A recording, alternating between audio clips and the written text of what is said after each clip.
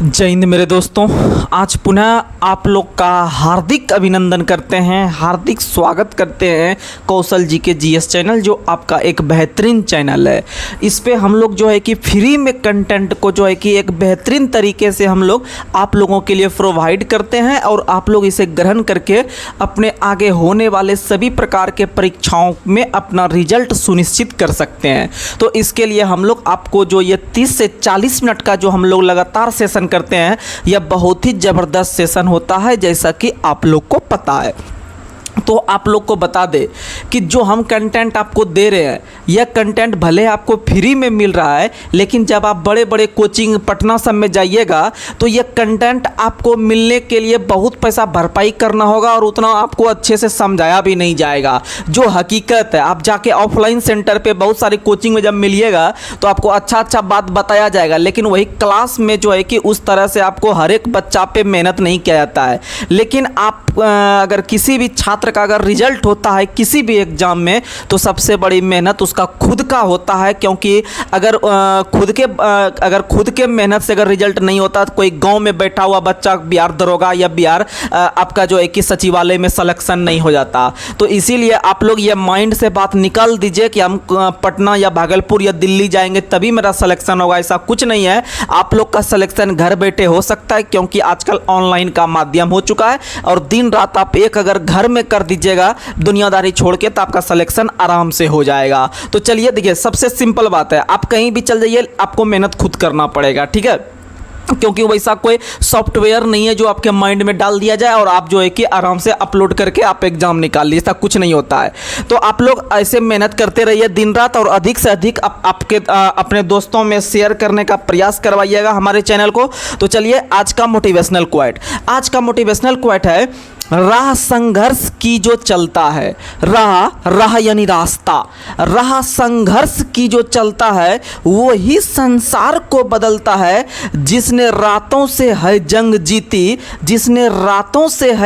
जीती, सुबह सूर्य बनकर वही चमकता है। इसीलिए आप लोग लगातार मेहनत कीजिए, आपका सिलेक्शन एकदम तय है, इसमें कहीं कोई दिक्कत नहीं है। आप लोग लगातार मेहनत कीजिए। और आप लोग को बता दें, आप लोग को सिलेबस टेलीग्राम चैनल पे जो है कि अगले दिन का जो सिलेबस रहता है, जैसे आज जो हम लोग क्यूज कर रहे हैं, आज जो हम लोग आपको डिस्कशन करवा रहे हैं, इसका सिलेबस कल ही रात में 10 बजे डाला दिया गया था और कल जो होने वाला है वो आज रात में 10 बजे टेलीग्राम चैनल जो कौशल जी के जीएस चैनल क्लासेस के नाम से चलता है, और उस पर जो है कि आप लोग को यूट्यूब के डिस्क्रिप्शन में भी हम लोग लिंक दिए हुए हैं, तो आप लोग वहाँ से भी जाके जुड़ सकते हैं। उसमें लगभग 750 प्लस बच्चा ऐड है, ठीक है। और आप लोग को बता दें कि कुछ दिन में 2-4-5 दिन के बाद जो है कि हम लोग टेलीग्राम पे जो है कि 30 से 40 प्रश्न जो महत्वपूर्ण प्रश्न होंगे वो एक टाइम फिक्स करेंगे और उस पे जो है कि आप लोग सेट प्रैक्टिस भी कीजिएगा। हम क्वेश्चन बनाएंगे और साथ में जो सीनियर बच्चा होइएगा उनको भी हम सेट बनाने के लिए देंगे।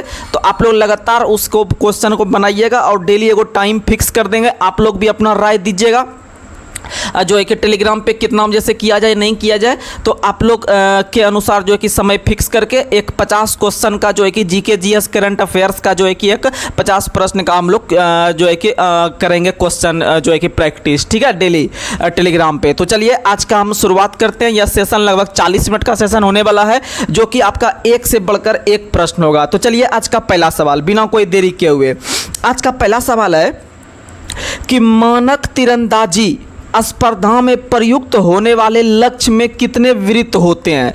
तो आप लोग को बता दें, तीरंदाजी जो होता है वह एक प्रकार का खेल है जो कि इस बार ओलंपिक में भी हुआ था, ठीक है। तो तीरंदाजी जो है वह एक अंतर्राष्ट्रीय खेल है और उस खेल में स्पर्धा में प्रयुक्त होने वाले लक्ष्य में, यानी जो आप टारगेट करते हैं जिसमें तीरंदाज यानी तीर जिसमें कि छोड़ा जाता है, तो उसमें कितने वृत्त होते हैं, याद रखिएगा 10 वृत्त होते हैं। कितना महत्वपूर्ण सवाल है, देखिए 10। आपको बता दे ओलंपिक में 5 वृत्त होते हैं। जब ओलंपिक का देखिएगा लोगो ओलंपिक खेल का, तो पांचों महाद्वीप को जो है कि वो दिखाता है जो है कि लोगो, ठीक है। तो याद रखिएगा ओलंपिक में 5 वृत्त है, लेकिन अगर बात करते हैं तीरंदाजी में, तो तीरंदाजी में 10 वृत्त है। कितना वृत्त है? 10 वृत्त है। और तीरंदाजी से आपको संबंध एक खिलाड़ी बताए थे, दीपिका कुमारी बताए थे, अतनु दास बताए थे, वहीं लिम्बा रामा बताए थे। ये सब का संबंध किससे है? तीरंदाज से से। तीरंदाज में कितने वृत्त होते हैं? 10 वृत्त होते हैं। कितने वृत्त होते हैं? 10 वृत्त होते हैं, याद रखिएगा। आगे बढ़ते हैं। अगला सवाल आप लोग को बताना है, प्रथम विश्व युद्ध और द्वितीय विश्व युद्ध के कारण किन किन वर्षों में ओलंपिक खेल आयोजित नहीं किए गए? तो याद रखिएगा 1916 में, 1940 में, 1944 में। आप लोग को पता है प्रथम विश्व युद्ध का शुरुआत 1914 में हुआ था और 1918 तक चला था।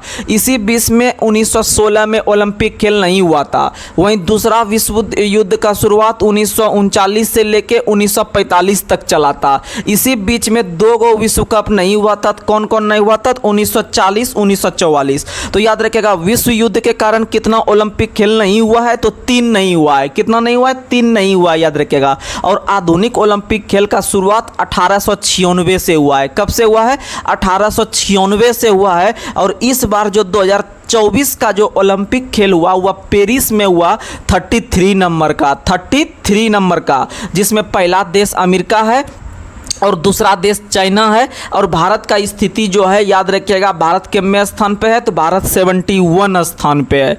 आगे बढ़ते हैं।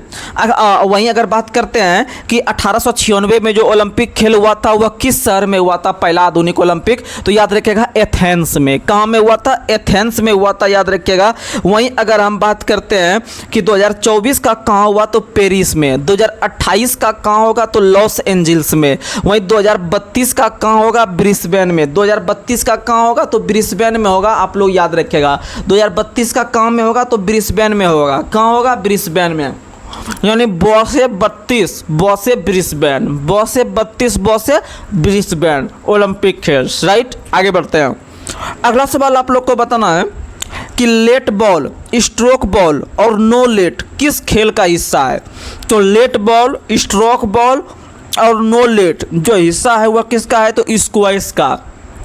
किस खेल का हिस्सा है? तो स्क्वैश खेल का हिस्सा, याद रखिएगा। किस खेल का? स्क्वैश। और स्क्वैश से एक खिलाड़ी आप लोग को बताए थे, दीपिका पल्लिकल। दीपिका पल्लिकल का संबंध किस खेल से है? तो स्क्वैश से है। किस खेल से है? स्क्वैश से है। दीपिका पल्लिकल स्क्वैश से। और दीपा कर्माकर बताए थे gymnastic. Deepa Karmakar gymnastic, Deepika Pallikal squash, और ये बताए दीपिका कुमारी तीरंदाजी। दीपिका कुमारी तीरंदाजी, याद रखिएगा झारखंड की है। आगे बढ़ते हैं। हम फटाफट सवाल लेते हैं क्योंकि आपको अधिक सिलेबस है, तो हमको 40 से 45 मिनट में ख़त्म भी करना है। इसीलिए हम लोग फटाफट प्रश्न करेंगे। आगे बिहार एसएससी का एकदम मुख्य टारगेट है। बिहार एसएससी, एनटीपीसी, आरपीएफ, सचिवालय, बिहार एसआई, ये सब मुख्य टारगेट का प्रश्न जाएगा, जो कि एक से एक बढ़कर प्रश्न रहेगा। आगे बढ़ते हैं।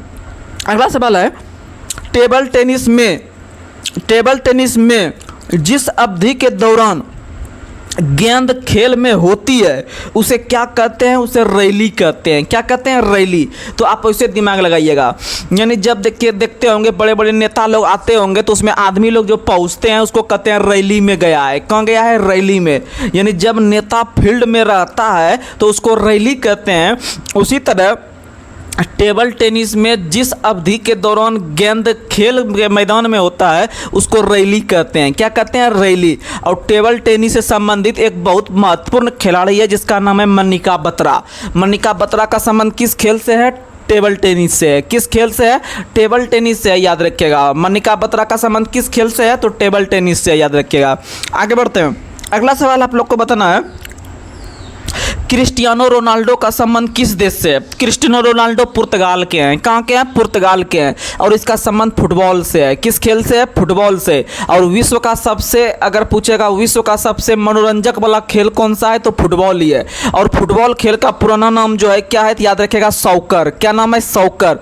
फुटबॉल का पुराना नाम क्या है? सॉकर। जैसे फुटबॉल को हाथ में लेके क्या करते होंगे, ऐसे ऐसे अगर फील्ड पे कीजिएगा तो वो जंप करते रहता है। इसका मतलब सॉकर। सॉकर वाला साइकिल चलाए होंगे जिसको हम लोग पहले रेंजर साइकिल कहते थे। सॉकर वाला साइकिल जो कि बार बार लच लच करते रहता है। ठीक है, तो याद रखिएगा आप लोग कि अगर आपसे क्वेश्चन पूछेगा कि किस खेल का पुराना नाम सॉकर था तो मारिएगा आप लोग फुटबॉल। क्या मारिएगा? फुटबॉल मारिएगा। क्या मारिएगा? फुटबॉल मारिएगा, याद रखिएगा। और सॉकर का जो आविष्कारक है वह लेचेस्टर है। कौन है? सॉकर का आविष्कारक कौन है? लेचेस्टर है। तो इसीलिए याद रखिए, क्योंकि बार बार सॉकर लचता है। क्या होता है? लचता है। यानी सॉकर का आविष्कारक पूछेगा तो लेचेस्टर मारिएगा। और सॉकर के तरह कौन लच लच करता है? शायद फुटबॉल, तो सॉकर जो पुराना नाम है किसका पुराना नाम है? फुटबॉल का। और फुटबॉल खेल का अंतर्राष्ट्रीय संस्था का नाम है फीफा। क्या नाम है? FIFA, FIFA, FIFA, FIFA, FIFA. आगे बढ़ते हैं।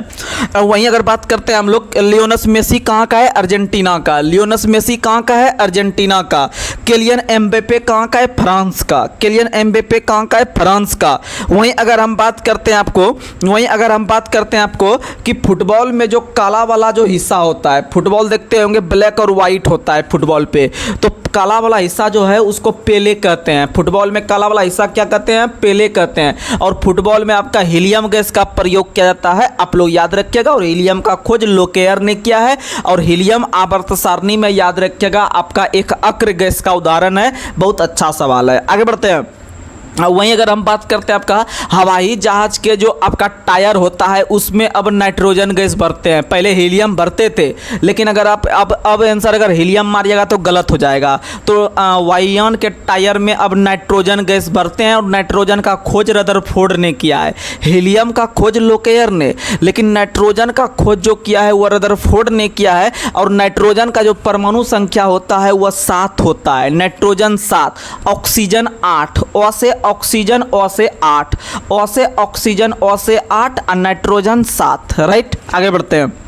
अगला क्वेश्चन बताना है, शतरंज के खेल का नियम, शतरंज के खेल का नियम कि यह किसी भी दिशा में केवल एक वर्ग चल सकता है, किस पर लागू होता है? तो बादशाह जो है वह आपका किसी भी दिशा में एक वर्ग चलता है, यानी आगे एक घर चलता है। याद रखिएगा कौन? तो याद रखिएगा बादशाह। कौन? बादशाह, जिसको किंग कहते हैं। समझ में आ गया? और शतरंज, और याद रखिएगा शतरंज में कितना वर्ग होता है? तो कुल 64 वर्ग होता है। 8 गुना 8 के रेशियो में कुल 64 वर्ग होता है। समझ में आ गया? और शतरंज खेल का जन्म भारत में ही हुआ है। कहाँ में हुआ है? भारत में ही हुआ है शतरंज खेल का जन्म। और भारत के अंदर में शतरंज खिलाड़ी विश्वनाथन आनंद पहले ग्रैंड मास्टर बने हैं, याद रखिएगा। और इनके द्वारा लिखा गया पुस्तक का नाम है आपका क्या? तो याद रखिएगा माइंड मास्टर।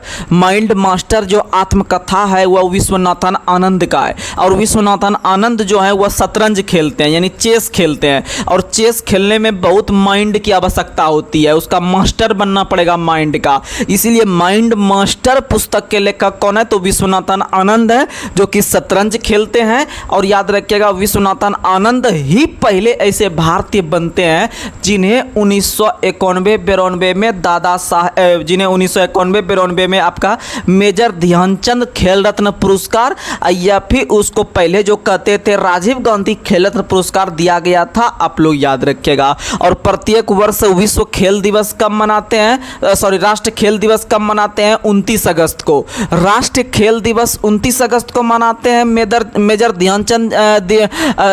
ध्यानचंद के जयंती को। लेकिन अगर पूछेगा विश्व खेल दिवस कब मनाते हैं, तो विश्व खेल दिवस हम उसी दिन मनाते हैं जिस दिन भाजपा दिवस मनाते हैं, क्योंकि भाजपा पे अभी विश्व लेवल पे खेल कर रहा है। तो याद रखिएगा विश्व खेल दिवस और भाजपा दिवस यानी भारतीय जनता पार्टी दिवस 6 अप्रैल याद रखिएगा। यानी विश्व खेल और भाजपा दोनों है 6 अप्रैल को, और राष्ट्रीय खेल दिवस है 29 अगस्त को, मेजर ध्यानचंद। आगे बढ़ते हैं। अगला क्वेश्चन है, पुरुष क्रिकेट विश्व कप किस वर्ष शुरू हुआ था? तो पुरुष क्रिकेट विश्व कप 1975 को शुरू हुआ था। कब शुरू हुआ था? 1975 को शुरू हुआ था। और जीतने वाला पहला देश जो बना था वह वेस्ट इंडीज बना था। और 1983 का विश्व कप कौन जीता था? तो भारत जीता था। आप लोग याद रखने का प्रयास कीजिएगा। आगे बढ़ते हैं। अगला सवाल आप लोग को बताना है, निम्नलिखित में से किस स्पर्धा को प्रायः घोड़े की पीठ पर जिम्नास्ट और नृत्य करने रूप में वर्णित करता है? तो याद रखिएगा अश्वारोही कूदान। अश्वारोही नाम का कूदान का जो स्पर्धा होता है उसमें घोड़े की पीठ पर जिम्नास्टिक खेलते हुए नृत्य किया जाता है। आप लोग याद रखिएगा घोड़े के पीठ पर बैठकर जिम्नास्टिक जो खेलता है वह किस खेल में? तो याद रखिएगा आप लोग याद रखिएगा आप लोग जो है कि कौन सा, तो अश्वारोही कूदान। अश्वारोही कूदान में जिम्नास्टिक खेला जाता है घोड़े के पीठ पर बैठकर। और जिम्नास्टिक में खिलाड़ी की संख्या कितनी होती है? 8। जिम्नास्टिक में खिलाड़ी की संख्या कितनी होती है? 8 होती है, याद रखिएगा। और घोड़ा के द्वारा चौगान खेलते हुए किसका मृत्यु हुआ था? तो ये सब सवाल आपका हिस्ट्री में आता है, तो आप लोग इसको भी जो है कि कुतुबुद्दीन ऐबक था या कौन था, आप लोग आराम से जो है कि इसको आप बता सकते हैं। यह सब क्वेश्चन हम बहुत बार जो है कि आपको रिकॉल करवा चुके हैं। समझ में आ गया? आगे बढ़ते हैं। अगला क्वेश्चन आप लोग को बताना है कि फुटबॉल विश्व कप का प्रारंभ किस वर्ष हुआ था? तो फुटबॉल विश्व कप का जो प्रारंभ हुआ था 1930 से। फुटबॉल विश्व कप का प्रारंभ कब से हुआ है? 1930 से। और 1930 से ही आपका राष्ट्रमंडल खेल का शुरुआत हुआ है। और आपका हॉकी विश्व कप का शुरुआत 1971 से हुआ है। हॉकी विश्व कप का शुरुआत कब से हुआ है? तो 1971 से हुआ है, याद रखिएगा। कब से हुआ है? 1971 से हुआ है। और फीफा विश्व कप जो है कि प्रत्येक 4 वर्ष के अंतराल पर होता है। फीफा विश्व कप कितने वर्ष के अंतराल पे? 4 वर्ष के अंतराल पे होता है। और इसका शुरुआत 1930 से हुआ है। इसका शुरुआत कब से हुआ है? तो इसका शुरुआत 1930 से हुआ है फीफा का।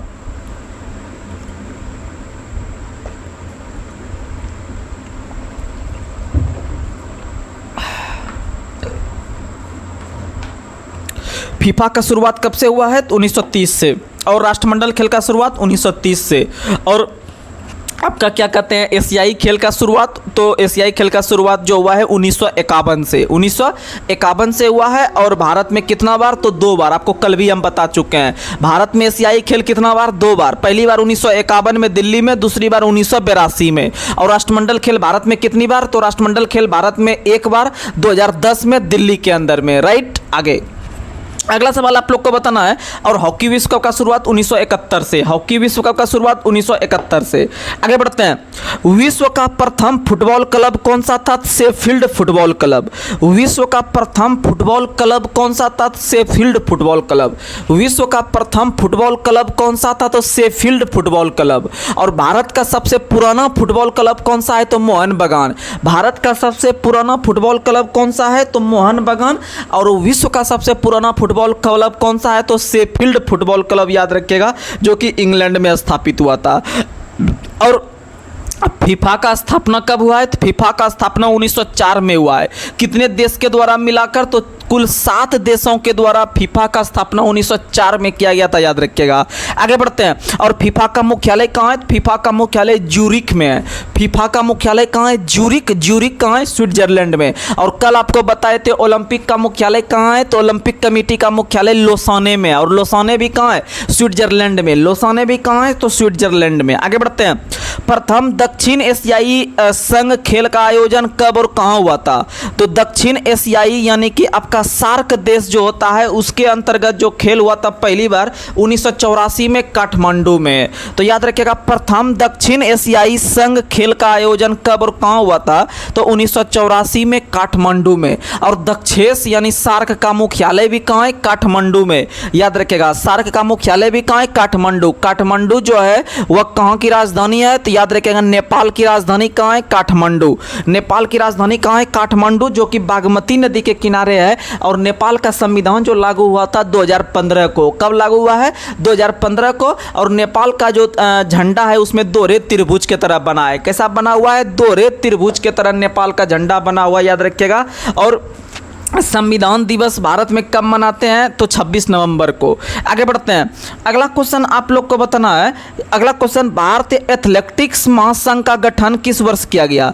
तो भारतीय एथलेटिक्स महासंघ का स्थापना 1946 में। 1946 में। और 1946 में ही कैबिनेट मिशन भारत आया था संविधान का निर्माण करने के लिए। आप लोग को पता है वह 3 सदस्य आयोग था। और 3 सदस्य आयोग में से आपको ट्रिक बताए थे कौन कौन? तो KAL काल यानी क्रिप्स, ए से अलेक्जेंडर, एल से लॉरेंस। और यह लॉरेंस की अध्यक्षता में भारत आया था। बहुत महत्वपूर्ण सवाल है। आगे बढ़ते हैं। अगला सवाल आप लोग को बताना है, वहीं भारतीय एथलेटिक्स महासंघ का जो आपका भारत के अंदर में जो मुख्यालय है वह कहाँ है? तो नई दिल्ली में। भारत के अंदर में एथलेटिक्स संघ का मुख्यालय कहाँ है? तो नई दिल्ली में। वहीं याद रखिएगा कि इसी एथलेटिक्स में भारत के लिए स्वर्ण पदक लाया है वह कौन लाया था? तो नीरज चोपड़ा ने लाया था, जिसको गोल्डन बॉय के नाम से जानते हैं। गोल्डन बॉय नीरज चोपड़ा को जानते हैं, याद रखिएगा। और 2024 में जो पेरिस में जो ओलंपिक हुआ, इसमें नीरज चोपड़ा गोल्ड मेडल नहीं ला पाए। यह आपका जो है कौन सा मेडल लाए, तो याद रखिएगा रजत पदक लाए। और रजत पदक कितना मीटर फेंक कर, तो 89.45 89.45 मीटर फेंके। और ये जो भाला फेंकते हैं ना, इसका वजन पूछता है कितना होता है, तो इसका जो वजन होता है याद रखिएगा कितना होता है, तो इसका वजन 800 ग्राम होता है। पुरुष का वजन कितना होता है भाला फेंकने का, तो 800 ग्राम होता है। बहुत महत्वपूर्ण सवाल है, ठीक है। और अगर औंस में पूछेगा तो आप लोग निकाल लीजिएगा, क्योंकि 1 औंस बराबर होता है 28.35 ग्राम। 1 औंस बराबर कितना होता है, 28.35 ग्राम याद रखिएगा होता है। तो आप लोग उसको कन्वर्ट कर लीजिएगा। आगे बढ़ते हैं। अगला क्वेश्चन, किस देश ने किस ईस्वी में दूसरे ओलंपिक खेल का आयोजन किया, तो याद रखिएगा पहला ओलंपिक खेल जो हुआ था 1896 में, आप लोग को बता चुके हैं। 1896 में आधुनिक ओलंपिक खेल का शुरुआत हुआ था कहाँ से, तो वह हुआ था एथेंस यूनान से, राइट। लेकिन 4 साल के अंतराल के बाद होता है, इसका मतलब दूसरा 1900 में हुआ होगा। तो दूसरा जो 1900 में हुआ था वो फ्रांस में हुआ था। कहाँ में हुआ था, फ्रांस में हुआ था, याद रखिएगा। बहुत अच्छा सवाल है। आगे बढ़ते हैं। रंगास्वामी कप का संबंध किस खेल से है, तो रंगास्वामी कप का संबंध हॉकी से है। रंगास्वामी कप का संबंध किससे है, हॉकी से। बेटन कप का संबंध भी किससे है, हॉकी से। बेटन कप का संबंध किससे है, हॉकी से।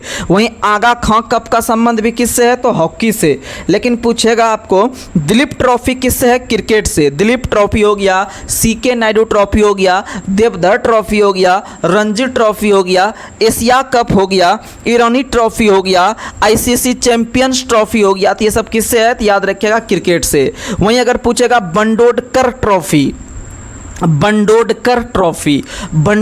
ट्रॉफी फुटबॉल से है। देखिए दोनों नाम मिलता जुलता लग रहा है। बंडोडकर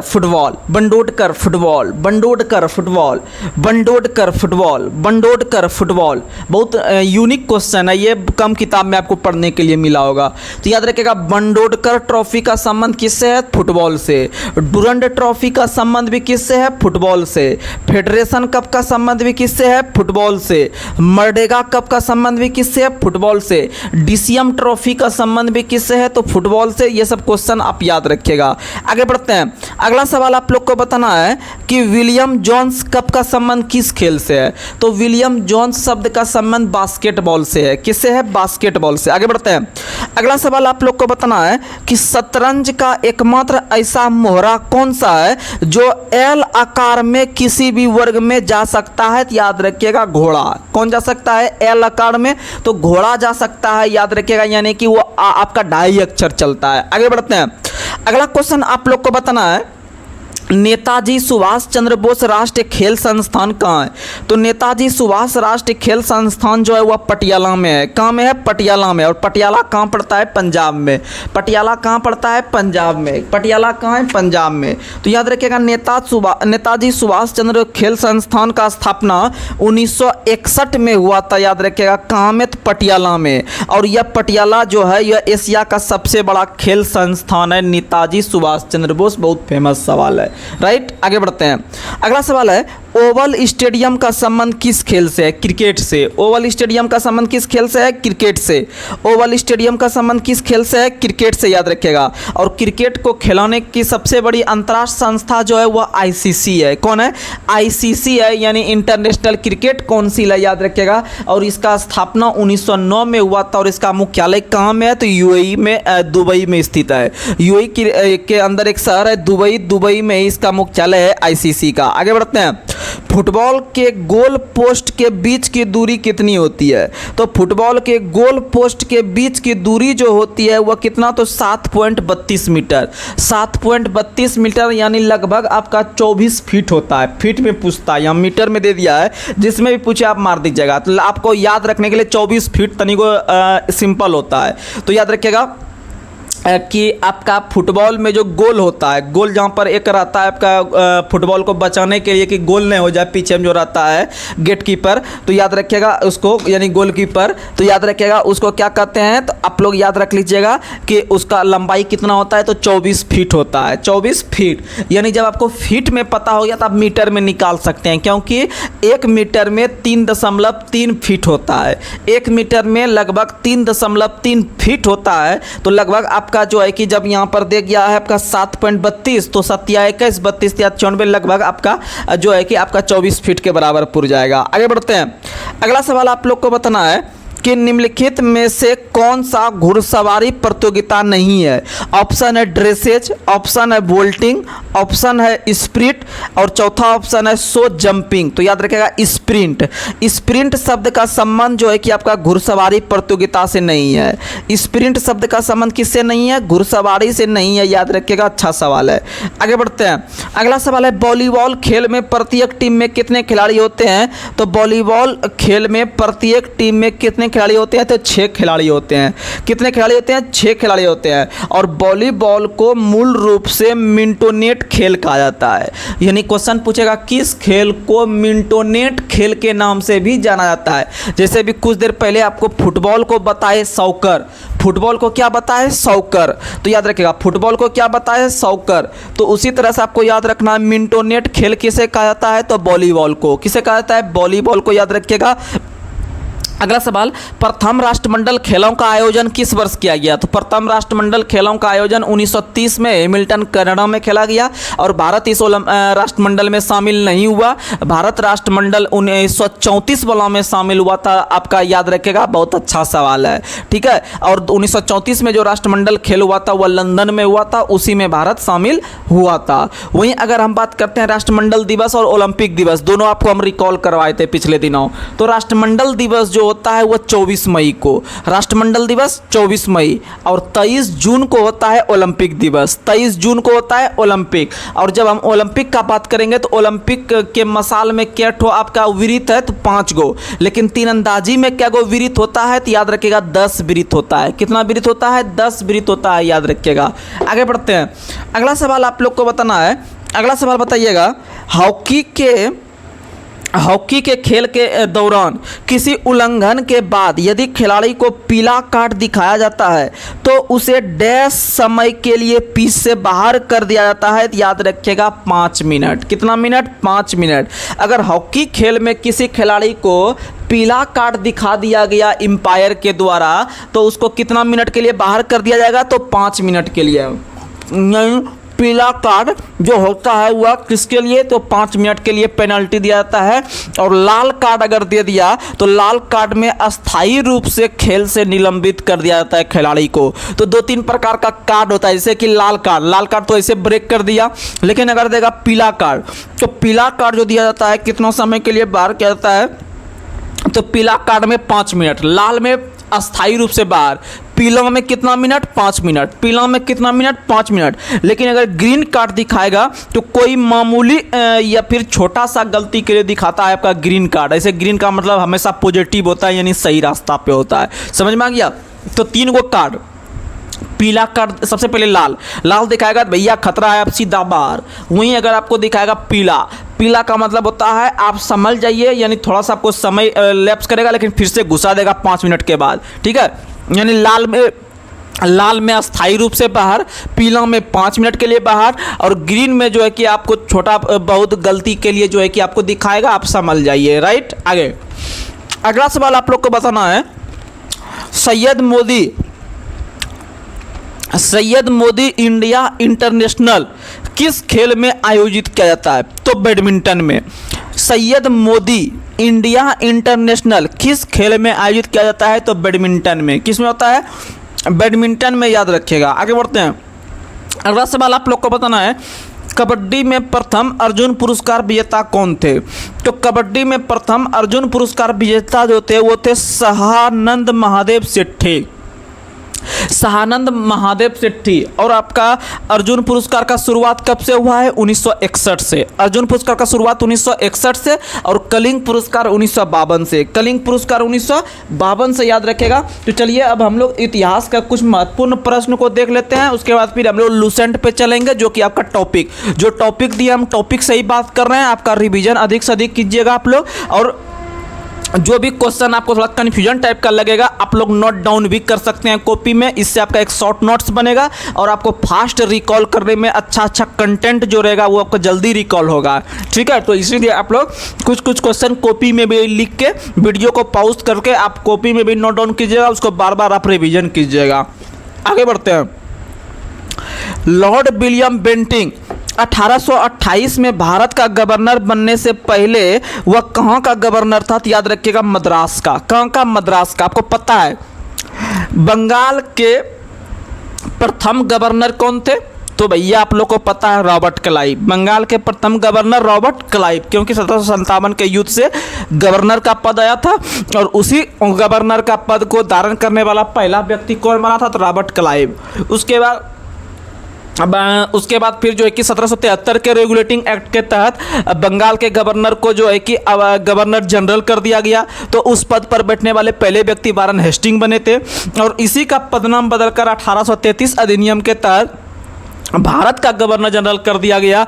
और इस पद पर बैठने वाले पहले व्यक्ति कौन बने थे? तो लॉर्ड विलियम बेंटिंक बने थे, याद रखिएगा। और इसका भी नाम परिवर्तित करके 1858 अधिनियम के तहत जो है कि आपका भारत का वायसराय कर दिया गया और उस पद पर बैठने वाले पहले व्यक्ति लॉर्ड कैनिंग बने थे। कौन बने थे? लॉर्ड कैनिंग बने थे। तो याद रखिएगा लॉर्ड विलियम बेंटिंक 1828 में भारत का गवर्नर जनरल बनने से पहले वह कहाँ का गवर्नर था? तो मद्रास का गवर्नर था। कहाँ का? मद्रास। और उस मद्रास को आज हम जो है कि चेन्नई के नाम से भी जानते हैं, आप लोग याद रखिएगा। आगे बढ़ते हैं। अगला सवाल है, किस गवर्नर जनरल ने के समय 1806 में वेल्लोर में प्रथम धार्मिक विद्रोह हुआ था? तो लॉर्ड विलियम बेंटिंक के समय। लॉर्ड विलियम बेंटिंक, और लॉर्ड विलियम बेंटिंक जो था वह मद्रास का गवर्नर था। तो याद रखिएगा धर्म से संबंधित मद्रास में कौन सा गवर्नर है? तो लॉर्ड विलियम बेंटिंक। वह विभिन्न प्रकार के महिलाओं को ये झुमका वगैरह जो होता है कान सब पे पहनने में जो है कि मना किया था। आगे बढ़ते हैं। अगला सवाल है, 1829 के किस नियम के द्वारा सती प्रथा पर प्रतिबंध लॉर्ड विलियम बेंटिंक के द्वारा लगाया गया था? तो याद रखिएगा आपको जो है कि नियम 17 के तहत। नियम 17 के तहत सती प्रथा का जो है कि प्रतिबंध लगाया था। कौन? तो लॉर्ड विलियम बेंटिंक ने। बहुत अच्छा सवाल है। लॉर्ड विलियम बेंटिंक ने सती प्रथा, और आपका जो है कि सती प्रथा एक होता है और एक कौन सा प्रथा होता है? तो सती प्रथा और एक और प्रथा आपका जो होता है जो आपका 1843 में जाके जो है कि आपका ब्रेक करने का प्रयास किया गया था। तो एक वो आपको पता है कि 1828 में जब गवर्नर के पद पर बैठे थे लॉर्ड विलियम बेंटिंक, तो इन्होंने सती प्रथा का सर्वाधिक विरोध किया था और सती प्रथा को अंततः 1833 के अधिनियम के तहत समाप्त कर दिया गया। ठीक है, तो आप लोग को याद हो गया होगा कि दास प्रथा और सती प्रथा का दोनों का अंत करने का जो दृढ़ निश्चय किया था वो विलियम बेंटिंक ने किया था 1833 अधिनियम के तहत। लेकिन यहाँ पर सती प्रथा को ही आपका अंततः समाप्त कर पाए कौन? तो विलियम बेंटिंक। ठीक है, लेकिन प्रयास किया था दोनों को, लेकिन अंततः दास प्रथा को जो अंत किया गया वो 1843 अधिनियम के द्वारा लॉर्ड एलनबरो के काल में। आगे बढ़ते हैं। अगला सवाल आप लोग को बताना है कि लॉर्ड विलियम बेंटिंक ने ठगी प्रथा का अंत करने के लिए किसकी अध्यक्षता में आयोग का गठन किया? Colonel Sleeman. कर्नल स्लीमैन के अध्यक्षता में ठगी प्रथा का अंत। आगे बढ़ते हैं। कलकत्ता मेडिकल कॉलेज का नींव किसने रखा था? Lord William Bentinck. Calcutta medical college का नींव किसने रखा था? तो लॉर्ड विलियम बेंटिंक ने रखा था। और लॉर्ड विलियम बेंटिंक के काल में ही 1835 ईस्वी में आपका अंग्रेजी शिक्षा का माध्यम बनाया गया लॉर्ड मैकाले के अध्यक्षता में। आगे बढ़ते हैं। किस गवर्नर के समय शेरशाह सूरी मार्ग का नाम बदलकर जीटी रोड कर दिया गया? तो लॉर्ड ऑकलैंड के समय। आगे बढ़ते हैं। एलनबरो के समय 1843 में सिंध का विलय करके सिंध का रेजिमेंट कौन था? तो चार्ल्स नेपियर। याद रखिएगा, एलनबरो के समय 1843 में सिंध का विलय जो कर दिया गया था, उस समय सिंध का रेजिमेंट कौन था? तो याद रखिएगा, चार्ल्स नेपियर। कौन था? Charles Napier. कौन था? Charles Napier. आगे बढ़ते हैं। 1 नवंबर 1858 को इलाहाबाद में महारानी विक्टोरिया का घोषणा पत्र किसने पढ़कर सुनाया था? तो लॉर्ड कैनिंग ने पढ़कर सुनाया था। किसने सुनाया था? Lord Canning. और लॉर्ड कैनिंग 1858 अधिनियम के तहत भारत के प्रथम वायसराय बने एवं भारत के अंतिम गवर्नर जनरल बने। याद रखिएगा, समझ में आ गया। तो घोषणा पत्र 1 नवंबर 1858 को इलाहाबाद में महारानी विक्टोरिया के द्वारा सुनाया गया था। आगे बढ़ते हैं। अगला क्वेश्चन आप लोग को बताना है, अपने पुत्र के स्थान पर दूसरे उत्तराधिकारी को गोद लेने का अधिकार पुनः कब प्रदान किया गया? तो 1858 में महारानी विक्टोरिया को घोषणा साम्राज्य की घोषणा के समय। आगे बढ़ते हैं। बंगाल से दासों का निर्यात किस वर्ष बंद कर दिया गया? तो याद रखिएगा 1789 ईस्वी में। बहुत महत्वपूर्ण सवाल है, ये सब सवाल डायरेक्ट छप जाता है एग्जाम में, लगता है क्या होगा आंसर क्या नहीं। तो याद रखिएगा, बंगाल से दासों का निर्यात किस वर्ष बंद कर दिया गया? 1789 को। कब बंद कर दिया गया? 1789 को। तो अभी आप लोग को फिर से हम एक घोषणा कर दे रहे हैं कि हम लोग टेलीग्राम पर जो है कि लगभग 50 महत्वपूर्ण प्रश्न का हम लोग क्यूज करना के लिए शुरुआत करने के लिए जा रहे हैं, जो कि बहुत महत्वपूर्ण होगा। आप लोग जरूर उसे अटेम्प्ट कीजिएगा और अधिक से अधिक शेयर करने का प्रयास कीजिएगा हमारे कौशल जीके जीएस यूट्यूब चैनल को।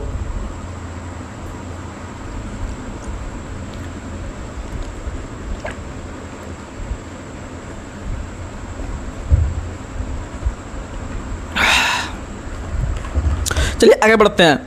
अगला सवाल है, किस अधिनियम के द्वारा गवर्नर जनरल को भारत का वायसराय? 1858। आगे बढ़ते हैं। लॉर्ड कैनिंग के समय विधवा पुनर्विवाह अधिनियम कब पारित किया गया? तो लॉर्ड कैनिंग के समय विधवा पुनर्विवाह अधिनियम 1856 में पारित किया गया। देखिएगा, लॉर्ड डलहौजी का कार्यकाल 1848 से लेकर 56 तक, और 56 से ही शुरू हो गया था 62 तक लॉर्ड कैनिंग का। तो जैसे ही 1856 में पद पर बैठे थे तो हिंदू विधवा पुनर्विवाह को जो है कि लागू कर दिया। कौन? तो याद रखिएगा आपको, लॉर्ड कैनिंग ने। किसके सहयोग से? ईश्वर चंद्र विद्यासागर के सहयोग से। बहुत महत्वपूर्ण सवाल है, एकदम बीवीआई, कि भारत में जो हिंदू विधवा पुनर्विवाह जो स्टार्ट हुआ या दोबारा शुरू हुआ, वह किस व्यक्ति के सहयोग से? तो याद रखिएगा, ईश्वर चंद्र विद्यासागर। ईश्वर चंद्र विद्यासागर। आगे बढ़ते हैं। अगला सवाल आप लोग को बताना है कि ब्रिटिश इंडिया के किस अधिनियम ने सामूहिक कार्यचालन के स्थान पर विभाग या विभाग पद्धति, अर्थात आपको हम 1000 बार बताएं अभी तक क्वेश्चन, कि 1861 अधिनियम के तहत पहली बार विभागीय प्रणाली या फिर आपका मंत्रिमंडलीय प्रणाली या फिर पोर्टफोलियो सिस्टम लागू किया गया। याद रखिएगा, ये सब बहुत महत्वपूर्ण सवाल है, ठीक है। और 1858 के अधिनियम के तहत जो है कि आपका क्राउन ने अपने हाथों में जो है कि ईस्ट इंडिया कंपनी का बागडोर ले लिया और एक नया पद वहां पर सचिव का पद लाया था, आप लोग को पता है। आगे बढ़ते हैं। अगला सवाल आप लोग को बताना है, बहावी आंदोलन को दबाने में सफलता जो प्राप्त किया था कौन सा गवर्नर? तो बहावी आंदोलन को दबाने में सफलता लॉर्ड एल्गिन प्रथम ने। लॉर्ड एल्गिन प्रथम ने बहावी आंदोलन को दबाने का काम किया था। याद रखिएगा, बहुत अच्छा सवाल है। और बहावी आंदोलन का जो सबसे मुख्य केंद्र था वो आपका पटना था। हम लोग का कौन सा है? पटना बहावी आंदोलन का सबसे मुख्य केंद्र था, ठीक है। आगे बढ़ते हैं। अफगानिस्तान के संदर्भ में किसने हस्तक्षेप की नीति का पालन किया? तो याद रखिएगा, सर जॉन लॉरेंस। आगे बढ़ते हैं। अगला क्वेश्चन आप लोग को बताना है कि अफगानिस्तान के प्रति एक जोश भरी नीति का अनुसरण करने वाला गवर्नर कौन था? तो लॉर्ड लिटन था। कौन था? लॉर्ड लिटन। अफगानिस्तान के प्रति एक जोश भरी, जिसको हम लोग कहते हैं अग्र नीति का अनुसरण करने वाला गवर्नर कौन था? लॉर्ड लिटन। जब लॉर्ड लिटन का नाम आता है तो इनके बारे में क्वेश्चन बनता है कि वर्नाक्यूलर प्रेस एक्ट जो पारित हुआ था किस गवर्नर के समय? तो लॉर्ड लिटन के समय 1878 में। याद रखिएगा। और वर्नाक्यूलर प्रेस एक्ट जो था उसके तहत यह नियम आया था कि भारत के अंदर में जो भी समाचार पत्र छपेंगे वह सिर्फ अंग्रेजी भाषा में छपेंगे, हिंदी उर्दू फारसी कहीं नहीं छपेगा। सिर्फ किस में छपेगा? तो सिर्फ अंग्रेजी में छपेगा। इसी को वर्नाक्यूलर प्रेस एक्ट कहा जाता था। और याद रखिएगा यह किस गवर्नर के समय, यह आपका 1878 में लॉर्ड लिटन के समय। लेकिन जब अंग्रेजी में छपने लगेगा तो हम भारत उसको पढ़ नहीं सकते थे, क्या भारत में घटना घटित हो रहा है, कोई आदमी उस चीज़ को जान नहीं पाते थे, उसको समझ नहीं पाते थे। तो इस तरह से अंग्रेज ने इसका भरपूर फायदा उठाया समाचार पत्र को हिंदी में प्रकाशित न करवा के अंग्रेजी में करवाने से। ठीक है, तो आप लोग ये याद रखिएगा। वहीं एक व्यक्ति थे सुरेंद्र नाथ बनर्जी, SN बनर्जी का नाम सुने होंगे। ठीक है, तो SN बनर्जी का कथन था, SN बनर्जी का कथन जो था यानी कि वह बहुत ही भयावह कथन था कि मतलब जैसे आप लोग को पता है कि वर्नाक्युलर प्रेस एक्ट जो था वह भारत में जो है कि एक तरह से कह सकते हैं कि आपका वज्रपात के समान था। किसके समान था? वज्रपात के समान था।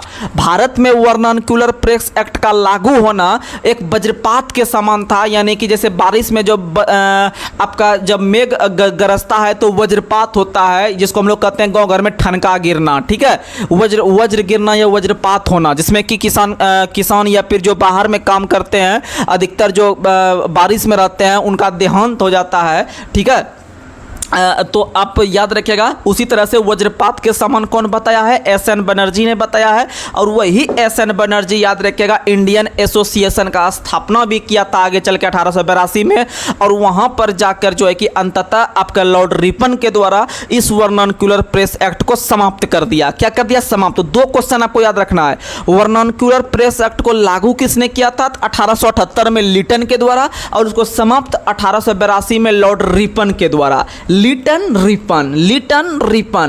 ने इसको शुरू किया, रिपन ने इसको समाप्त किया, और इसमें सबसे महत्वपूर्ण योगदान समाप्त करवाने में किसका था? तो SN बनर्जी का। क्या SN बनर्जी ने कोई स्टेटमेंट भी दिए हैं? तो हाँ, कौन सा स्टेटमेंट? तो ये वज्रपात के समान बताया है। किसके समान बताया है? वज्रपात के समान बताया है। आगे बढ़ते हैं। अगला सवाल आप लोग को बताना है, साहित्य जगत में किस गवर्नर को ओवन मेरिडिथ के नाम से जाना जाता है? तो साहित्य जगत में लॉर्ड लिटन को, साहित्य जगत में लॉर्ड लिटन को ओवन मेरिडिथ के नाम से जाना जाता है। याद रखिएगा, अच्छा सवाल है। आगे बढ़ते हैं। अगला सवाल आप लोग को बताना है, अगला सवाल बताइएगा, ब्रिटिश प्रधानमंत्री क्लीमेंट एटली द्वारा ब्रिटिश संसद में भारतीय स्वतंत्रता विधेयक कब प्रस्तुत किया था? तो भारतीय स्वतंत्रता विधेयक जो प्रस्तुत किया था वह 4 जुलाई 1947 को, 4 जुलाई 1947 को याद रखिएगा आपका भारतीय स्वतंत्रता विधेयक ब्रिटेन में पारित हुआ था। आगे बढ़ते हैं। शिमला सम्मेलन लॉर्ड बेवेल के द्वारा कब बुलाया गया? तो शिमला सम्मेलन जो लॉर्ड बेवेल के द्वारा बुलाया गया था वह 25 जून 1945 को, 25 जून 1945 को बेवेल के द्वारा बुलाया गया था। याद रखिएगा, शिमला सम्मेलन। शिमला सम्मेलन पूछेगा, शिमला सम्मेलन पूछेगा तो मारिएगा 1945, शिमला सम्मेलन 1945। और शिमला समझौता पूछेगा तो मारिएगा 1972 में, शिमला समझौता 1972 मारिएगा। बहुत इंपॉर्टेंट सवाल है। आगे बढ़ते हैं। और ताशकंद समझौता 1966, ताशकंद समझौता 1966। आगे बढ़ते हैं। अगला सवाल है, जमींदारी अपनी इच्छानुसार किस एक्ट के तहत किसानों की भूमि नहीं छीन सकते थे? तो टेनेंसी एक्ट के द्वारा। किसके द्वारा? टेनेंसी एक्ट या काश्तकारी अधिनियम के द्वारा। याद रखिएगा, जमींदारी अपनी इच्छानुसार किस एक्ट के तहत किसानों की भूमि नहीं छीन सकती थी? तो टेनेंसी एक्ट के द्वारा। किसके द्वारा? टेनेंसी एक्ट के द्वारा। याद रखिएगा। चलिए अब लूसेंट में जो हम लोग टॉपिक दिए थे उस टॉपिक को थोड़ा सा देख लेते हैं, उसके बाद फिर हम लोग करंट अफेयर्स पर चलेंगे। आगे बढ़ते हैं। बताना है आप लोग को कि तेलंगाना जो पेज दिए थे उस पेज को हम कवर करेंगे। तेलंगाना कितने भारतीय राज्यों को स्पर्श करती है? तो नवगठित राज्य तेलंगाना जो कृष्ण समिति की सिफारिश पर, जो कृष्ण या कृष्णन समिति की सिफारिश पर 2014 ईस्वी में 2 जून के दिन, 2 जून 2014 को कृष्ण समिति की सिफारिश पर आपका तेलंगाना एक नया राज्य का गठन हुआ था। और किससे अलग होकर? आंध्र प्रदेश से अलग होकर 2 जून 2014 को। और याद रखिएगा यह कुल 4 राज्यों को स्पर्श करती है। 4 राज्य में याद रखिएगा आंध्र प्रदेश, महाराष्ट्र, कर्नाटक, छत्तीसगढ़। ठीक है, आप लोग याद रख सकते हैं आराम से। तो सबसे पहले एक आंध्र प्रदेश को टच करेगा, उसके बाद याद रखिएगा आपको जो है कि महाराष्ट्र को और कर्नाटक को और छत्तीसगढ़ को जो है कि टच करेगा। राइट। और याद रखिएगा इसमें वर्तमान समय में लोकसभा सीट 17 है। तेलंगाना में लोकसभा सीट कितना है? 17 है। और राज्यसभा सीट कितना है? 7 है। और 17 गुना 7 कीजिएगा तो 119 आएगा। और 119 जो है वहाँ पर विधानसभा सीट है। 119 कितना है? विधानसभा। आराम से तीनों याद हो गया। देखिए किसी भी राज्य में लोकसभा सीट थोड़ा ज़्यादा रहता है राज्यसभा के तुलना में, राज्यसभा थोड़ा कम रहता है। तो राज्यसभा को 7 ले लेंगे, लोकसभा को 17 ले लेंगे, दोनों को गुणा करेंगे तो 119 आएगा। और 119 जो होगा वह किसी भी राज्य में आपका किसका सीट रहेगा? तो वह आपका विधानसभा का सीट रहेगा। आप लोग याद रखिएगा। आगे बढ़ते हैं। अगला सवाल आप लोग को बताना है 2011 की जनगणना के अनुसार जनजातियों की संख्या संपूर्ण भारत की जनसंख्या का कितना परसेंट है? तो 8.6%। 8.6% याद रखिएगा। जनजाति पूरे भारत का कितना परसेंट है? तो याद रखिएगा 8.6%। देखिए अब जुगाड़ देते हैं। मान लीजिए टोटल 100% में से 8.6 जो है वह आपका हो गया जनजाति यानी एसटी। इसका अगर डबल कीजिएगा तो लगभग 16% के आसपास आपका अनुसूचित जाति आ जाएगा। अनुसूचित जाति यानी एससी आ जाएगा। समझ में आ गया? आगे बढ़ते हैं। अगला सवाल आप लोग को बताना है जनसंख्या की दृष्टि से सबसे अधिक जनजाति वाला राज्य कौन सा है? तो सबसे अधिक जनजाति कहाँ में है? तो याद रखिएगा मध्य प्रदेश में है। और सबसे अधिक जनजाति प्रतिशत वाला राज्य कौन सा है? तो मिजोरम है। कौन सा है? मिजोरम। आप 4 क्वेश्चन याद रखिएगा। जहाँ पर जंगल अधिक है यानी वन अधिक है वहाँ पर आपका जनजाति अधिक है। और जहाँ पर आपका वन प्रतिशत अधिक है वहाँ पर जनजाति प्रतिशत अधिक है। तो मेरा काम बन गया। तो सबसे अधिक भैया वन कहाँ में है? मध्य प्रदेश। सबसे अधिक जनजाति भी कहाँ है? तब तो मध्य प्रदेश हो जाएगा। वहीं अगर बात करते हैं सबसे अधिक वन प्रतिशत कहाँ है? तो मिजोरम। बहुत फेमस सवाल, बहुत जगह आता है, बच्चा कंफ्यूज करता है। सबसे अधिक 1% वाला राज्य कौन सा है? तो मिजोरम। और सबसे अधिक जनजाति प्रतिशत वाला राज्य कौन है? तो वो भी मिजोरम। कौन हो जाएगा? वो भी मिजोरम। 4 क्वेश्चन याद रखिएगा। और भारत में सबसे अधिक जनजाति कौन सा है? तो याद रखिएगा वर्तमान में भील हो गया है। दूसरा स्थान गोंड का है और तीसरा स्थान संथाल है और चौथी बड़ी जनजाति मीना बन गया है राजस्थान वाला। याद रखने का प्रयास कीजिएगा। आगे बढ़ते हैं। अगला क्वेश्चन आप लोग को बताना है किस संविधान संशोधन के तहत 2003 में राष्ट्रीय अनुसूचित जनजाति आयोग यानी अनुच्छेद 338 का स्थापना किया गया? तो याद रखिएगा 89वां संविधान संशोधन। 89वां संविधान संशोधन के द्वारा राष्ट्रीय अनुसूचित जनजाति आयोग। देखिएगा 3 क्वेश्चन। राष्ट्रीय अनुसूचित जाति आयोग 338, राष्ट्रीय अनुसूचित जनजाति आयोग 338 का क, और याद रखिएगा 338 का ख में ओबीसी आयोग है। 338 का ख में ओबीसी आयोग है, याद रखिएगा। और ओबीसी को आरक्षण देने का पहली बार काम जो किया गया था या प्रयास वो काका कालेलकर समिति की सिफारिश पर, लेकिन वो दे नहीं पाया था। अंततः याद रखिएगा आपका 1979 ईस्वी में वीपी मंडल के अध्यक्षता में वीपी सिंह प्रधानमंत्री के कार्यकाल में जो है कि पहली बार दिया गया आपको ओबीसी को आरक्षण 27%।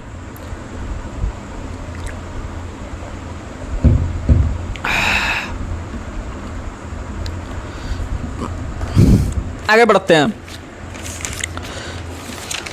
अगला सवाल आप लोग को बताना है कि जारवा जनजाति किस राज्य या केंद्र शासित प्रदेश में निवास करती है? तो जारवा या जारना दोनों अंडमान में है। जारवा या जारना दोनों कहाँ है? अंडमान में। जारवा या जारना दोनों कहाँ में है? अंडमान में, याद रखिएगा। आगे बढ़ते हैं। अगला सवाल है कि विश्व की सबसे पुरानी जनजाति कौन सी मानी जाती है? तो भारत में ही जारवा जनजाति को विश्व की सबसे पुरानी जनजाति मानी जाती है। विश्व की सबसे पुरानी जनजाति जारवा को ही मानी जाती है, याद रखने का प्रयास कीजिएगा। आगे बढ़ते हैं। अगला सवाल है कि सोम्पेन जनजाति कहाँ पाई जाती है? तो सोम्पेन जनजाति निकोबार में पाई जाती है। कहाँ पाई जाती है? निकोबार में पाई जाती है। सोम्पेन जनजाति कहाँ पाई जाती है? तो निकोबार में पाई जाती है। आगे बढ़ते हैं। नीलगिरी की पहाड़ियों पर कौन सी जनजाति है? तो नीलगिरी की पहाड़ियों पर 2 जनजाति, वहाँ पर टोडा तो सब जानते हैं, लेकिन बड़ागा जनजाति भी कहाँ मिलती है? तो आपका नीलगिरी पहाड़ी पर मिलती है, याद रखिएगा। और टोडा जनजाति भैंस पालने का काम करती है, जिसमें बहुपति विवाह भी प्रचलित है। आगे बढ़ते हैं। कौन सी जनजाति में परिदर्शक पति की अवधारणा पाया जाता है? तो नायर जनजाति में, नायर जनजाति में परिदर्शक पति की अवधारणा पाई जाती है। नायर जनजाति में परिदर्शक पति की अवधारणा पाई जाती है। नायर यानी जैसे अगर क्वेश्चन पूछ देगा आपको पति, इस वाला क्वेश्चन अगर पूछ देगा एग्जाम में, पति करके कुछ अगर आ जाएगा तो आप पति जो रहता है, किसी भी घर में पति जो रहता है अपने पत्नी के लिए वह नायक के रूप में काम करती है। किस रूप में? नायक के रूप में। तो याद रखिएगा, परिदर्शक पति पूछेगा तो पति यानी नायक यानी नायर मार दीजिएगा, और बहुपति भी बात तो टोडाऊ तो सबको याद ही होगा। आगे बढ़ते हैं, अगला सवाल आप लोग को बताना है। और संथाली लोग पुजारी को भी क्या कहते हैं? नायक। संथाली लोग पुजारी को भी क्या कहते हैं? नायक कहते हैं, याद रखिएगा। आगे बढ़ते हैं, अगला सवाल है, कौन सी जनजाति दीपावली को शोक त्योहार के रूप में मनाती है? तो थाड़ू को। थाड़ू जनजाति दीपावली को शोक त्योहार के रूप में मनाती है। वहीं मिथन त्योहार नागा जनजाति का है। मिथन त्योहार किसका है? तो नागा जनजाति के द्वारा। आगे बढ़ते हैं, नागालैंड में कौन सी आदिवासी समाज हेड हंटर के नाम से जाना जाता है? तो याद रखिएगा, कोनियाक आदिवासी। यह कोनियाक जनजाति जो नागालैंड में मिलती है उसको हेड हंटर के रूप में जाना जाता है, क्योंकि वह जो है कि अपने दुश्मन का सिर धड़ से अलग करके जो है कि उस पे चेहरे पर टैटू बनाकर जश्न मनाते हैं, याद रखिएगा। और कोनियाक जनजाति भारत के साथ साथ म्यांमार में भी निवास करता है। बहुत अच्छा सवाल है। आगे बढ़ते हैं, और कोनियाक जनजाति जो है आपका कहाँ में? तो भारत के अंदर में जो है कि आपका साथ साथ कहाँ में? तो म्यांमार में भी निवास करता है। बहुत अच्छा सवाल है। आगे बढ़ते हैं, और नागालैंड का मोन जिला में सबसे अधिक जो है कि आपका ये लोंगवा नाम का जो है कि जनजाति मिलता है। आगे बढ़ते हैं, अगला क्वेश्चन आप लोग को बताना, पटेलिया जनजाति किस राज्य में? तो पटेलिया हो गया, भील हो गया, बंजारा हो गया, ये सब आपका गुजरात में और महाराष्ट्र में। आगे बढ़ते हैं, गड्डी गुड्डी जनजाति कहाँ है? तो गड्डी गुड्डी हिमाचल प्रदेश। गड्डी गुड्डी हिमाचल प्रदेश। गड्डी गुड्डी हिमाचल प्रदेश। आगे बढ़ते हैं, बक्कड़वाल जनजाति कहाँ निवास करती है? जम्मू कश्मीर। बक्कड़वाल जनजाति जम्मू कश्मीर। आगे बढ़ते हैं, अगला क्वेश्चन आप लोग को बताना है, बिसन हॉर्न जनजाति कहाँ निवास करती है? मध्य प्रदेश। बिसन हॉर्न मध्य प्रदेश। गोंड भी कहाँ का है? मध्य प्रदेश का। गोंड भी कहाँ का है? मध्य प्रदेश का। आगे बढ़ते हैं, मुरिया जनजाति कहाँ निवास करती है? तो मुरिया और कुमार दोनों छत्तीसगढ़ का है। आगे बढ़ते हैं, अगला क्वेश्चन आप लोग को बताना है, गारो खासी जयंतिया कहाँ पर निवास करती है? मेघालय। गारो खासी जयंतिया मेघालय। आगे बढ़ते हैं, चकमा कहाँ की जनजाति है? चकमा बांग्लादेश का शरणार्थी कहलाते हैं, लेकिन चकमा नाम की जनजाति भारत के अंदर में मिजोरम में मिलता है। कहाँ में मिलता है? मिजोरम में। आगे बढ़ते हैं, अगला क्वेश्चन है, सहरिया जनजाति हो गया, गरसिया हो गया, ये सब कहाँ का है? राजस्थान का है। ठीक है, कालबेलिया लोक नृत्य कहाँ का है? ये भी राजस्थान का है। आगे बढ़ते हैं, अगला है, रियांग नाम का जनजाति कहाँ मिलता है? तो रियांग नाम का जनजाति त्रिपुरा में। रियांग में रो आ रहा है और त्रिपुरा में भी रो आ रहा है, तो याद रखिएगा आपका जो है कि रियांग त्रिपुरा। रियांग त्रिपुरा। आगे बढ़ते हैं, अगला सवाल आप लोग को बताना है, चेंचुस। चेंचुस किस राज्य में जनजाति मिलता है? चेंचुस आंध्र प्रदेश। चेंचुस आंध्र प्रदेश। चेंचुस आंध्र प्रदेश। आगे बढ़ते हैं, मोम्पा कहाँ का जनजाति है? मोम्पा अरुणाचल का है। डफला भी कहाँ का है? तो याद रखिएगा, डबला भी कहाँ का है? तो अरुणाचल का। आपातानी भी कहाँ का है? अरुणाचल का। मिसमी, आपातानी और मिसमी बहुत फेमस है अरुणाचल प्रदेश का, आपातानी और मिसमी। ठीक है, और अभी आपको एक चर्चा में रहा था आपका जो है कि कौन सी जनजाति? तो मैतेई जनजाति और कुकी जनजाति दोनों कहाँ का है? तो आप लोग को पता है मणिपुर का है। कहाँ का है? मणिपुर का। आगे बढ़ते हैं, अगला सवाल है, वासी लक्षद्वीप का है। वासी कहाँ का है? लक्षद्वीप का। वासी कहाँ का है? लक्षद्वीप का। वासी कहाँ का है? लक्षद्वीप का, याद रखेगा। चलिए अब कुछ करंट अफेयर्स हम 10 प्रश्न करते हैं जो कि किसी भी एग्जाम के लिए बहुत महत्वपूर्ण रहेगा। बताइएगा, आप लोग को बताना है कि राम मंदिर का जो शिलान्यास किया गया वह किस तारीख को? तो शिलान्यास 5 अगस्त 2020 को ही हुआ था। शिलान्यास इसका 5 अगस्त 2020 को ही हुआ था, लेकिन राम मंदिर में राम भगवान का जो प्राण प्रतिष्ठा रखा गया, ये सवाल बहुत फेमस है, 22 जनवरी 2024। 22 जनवरी 2024। आगे बढ़ते हैं, अयोध्या के राम मंदिर का निर्माण किस शैली में हुआ है? तो नागर शैली में। किस शैली में? नागर शैली। ऐसे भी उत्तर भारत में जितना मंदिर बनता है सब नागर शैली, और दक्षिण भारत में जो बनता है सब द्रविड़ शैली। दो से दक्षिण, दो से द्रविड़। जब दक्षिण द्रविड़ ले लिया तो उत्तर नागर लेगा, और मिश्रित शैली हो गया बेसर शैली। आगे बढ़ते हैं, राम मंदिर का डिजाइन किसने बनाया है? तो चंद्रकांत सोमपुरा ने। किसने बनाया है? चंद्रकांत सोमपुरा ने। आगे बढ़ते हैं, राम मंदिर का जो है कि आपका निर्माण किस कंपनी ने किया है? तो टाटा और एल&टी कंपनी दोनों ने मिलकर किया है। टाटा और एल&टी दोनों ने मिलकर किया है। आगे बढ़ते हैं, राम मंदिर की ऊंचाई कितनी है? 161 फीट। कितना है? 161 फीट, याद रखिएगा।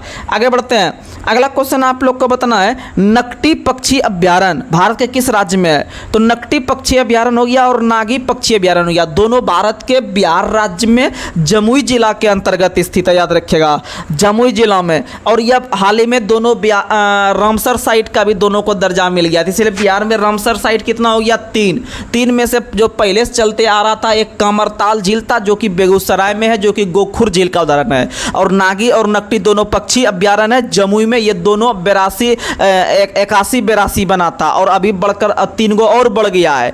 3 गो और जो बढ़ गया है उसमें से पक्षी अभ्यारण्य तमिलनाडु वगैरह का बड़ा है, याद रखिएगा, नंज नारायण करके बड़ा है, ठीक है। तो ये टोटल 85 रामसर साइट है वर्तमान में इंडिया में। आगे बढ़ते हैं, अगला सवाल आप लोग को बताना है, करावेट्टी अभ्यारण्य किस राज्य में है? तो करावेट्टी अभ्यारण्य तमिलनाडु में है। करावेट्टी अभ्यारण्य कहाँ में है? तमिलनाडु में। आगे बढ़ते हैं, भारत मंडपम का आयोजन कहाँ किया गया? तो भारत मंडपम का आयोजन जो किया गया दिल्ली के प्रगति मैदान में, दिल्ली के प्रगति मैदान में। आगे बढ़ते हैं, पीएम मोदी ने नए संसद भवन का उद्घाटन किस तारीख को किया? यह क्वेश्चन आपका एनटीपीसी में पूछा जाएगा, ठीक है, रेलवे में। तो याद रखिएगा, नरेंद्र मोदी ने नए संसद भवन का उद्घाटन 28 मई 2023 को किया। कब किया? 28 मई 2023 को किया। बहुत महत्वपूर्ण सवाल है।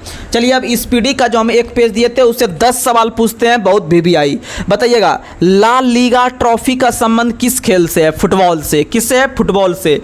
ला लीगा ट्रॉफी का संबंध किससे है? फुटबॉल से। आगे बढ़ते हैं, अगला सवाल आप लोग को बताना है, दूध सागर जलप्रपात किस राज्य में है? गोवा में।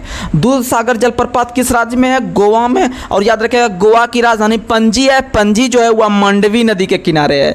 आगे बढ़ते हैं, अगला सवाल आप लोग को बताना है, सबसे अधिक समय जोन की संख्या किस देश में है? फ्रांस में। कितना है भैया? तो 12 की संख्या में है। और रूस में कितना है? 11। रूस में कितना? 11। अमेरिका में कितना है? 9। और भारत में कितना है? 1। और 1 कौन सा है? तो 82.5 डिग्री पूर्वी देशांतर, जो इलाहाबाद के नई नामक स्थान से गुजरती है, कुल 5 राज्य से। और 5 राज्य में से पहला राज्य उत्तर प्रदेश है, दूसरा राज्य आपका मध्य प्रदेश है, और मध्य प्रदेश के बाद आपका कौन सा जुड़ेगा? तो छत्तीसगढ़ है, उसके बाद उड़ीसा है, फिर आंध्र प्रदेश है, ठीक है। कुल 5 राज्य। आगे बढ़ते हैं, अगला है, चमेरा बांध किस नदी पर बनाया गया है? तो चमेरा बांध जो है वह रावी नदी पे बनाया गया। चमेरा, लास्ट में रॉ आकर आ रहा है, उसी से रावी निकाल दीजिएगा।